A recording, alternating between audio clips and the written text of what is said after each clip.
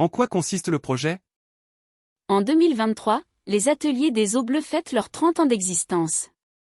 Le projet de l'exposition est né de la volonté de valoriser le travail réalisé par l'établissement, en proposant un angle d'approche différent sur leurs actions. Qu'essayez-vous de réaliser? Le but de l'exposition est de mettre en question notre être au monde, en partant à la rencontre de l'autre.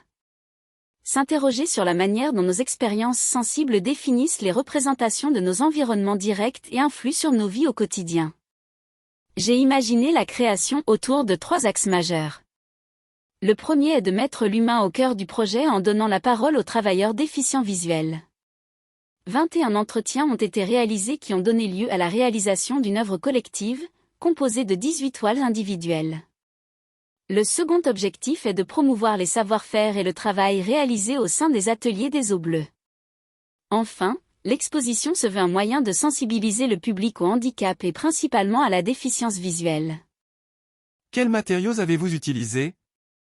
Les matériaux, les supports et les médiums sont multiples à l'image de la pluralité des échanges sur lesquels s'appuie le travail de création. 7 toiles originales seront réalisées, une toile, œuvre collective, composée de 18 tableaux format 18 par 24 cm, qui donne son nom à l'exposition et 6 toiles de 60 par 80 cm, chacune portant sur un des ateliers. Vannerie, canage et paillage. Canne blanche. Horticulture et taille de fruitiers. Espace vert, élagage et bois. Maraîchage biologique. Sous-traitance industrielle. Avez-vous déjà réalisé un projet similaire? Non, c'est une première et c'est un pari un peu fou, que celui de vouloir donner une interprétation, une mise en image de la pluralité de rencontres et des échanges que nous avons eus avec les travailleurs des ateliers. Comme Paul Ricoeur le définit dans Herméneutique, interpréter c'est voir ce qui n'est pas visible, c'est-à-dire non pas les choses, mais le lien entre les choses. Quelles idées explorez-vous? L'idée centrale du projet est d'aller à la rencontre de soi et de l'autre et de se questionner sur nos représentations mentales du monde. Les découvertes des neurosciences au cours du dernier trimestre 2022 ont révélé que les humains sont dotés de 7 sens et que les 5 plus connus sont les moins importants. La vue n'est finalement qu'une des manières dont dispose notre cerveau pour construire notre représentation singulière du monde. Alors quelles représentations du monde du travail et de la vie peuvent nous faire découvrir les personnes déficientes visuelles par le partage de leur réalité quotidienne? Quelle théorie de l'art, scientifique ou philosophique vous inspire? Une des interrogations a notamment porté sur comment travailler sur les couleurs avec des personnes déficientes visuelles.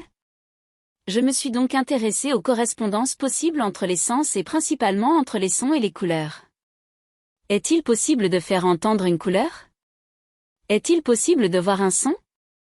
J'ai été surprise de constater qu'au travers des époques beaucoup de penseurs et artistes se sont posé cette question, Aristote, Pythagore, Goethe, Kandinsky, Nabokov, Baudelaire, Rimbaud, et Newton lui-même qui dans son traité sur l'optique relie les 7 couleurs de l'arc-en-ciel aux 7 notes de musique. C'est à partir du cercle chromatique de Johannes Itten que j'ai travaillé pour redéfinir une concordance entre les sons et les couleurs. Vous attendez-vous à une certaine réaction du public? J'espère faire vivre une expérience de pensée et sensorielle et surtout permettre au public d'aller à la rencontre d'une altérité. Car comme le dit le philosophe Charles Pépin, la rencontre est l'aventure par laquelle le sujet sort de lui-même pour revenir à lui revenir agrandi ou troublé, au moins en partie. Pour conclure, c'est avec le cœur que cette exposition a été pensée et mise en œuvre. Un immense merci à la Fondation Nicolas Gridel pour m'avoir fait confiance pour mener à bien ce projet et à toutes les personnes rencontrées aux ateliers des Eaux Bleues, équipes dirigeantes, encadrantes et travailleurs pour la qualité de leur accueil, de nos échanges et du travail réalisé. Le mot de la fin revient à Antoine de Saint-Exupéry. On ne voit bien qu'avec le cœur. L'essentiel est invisible pour les yeux.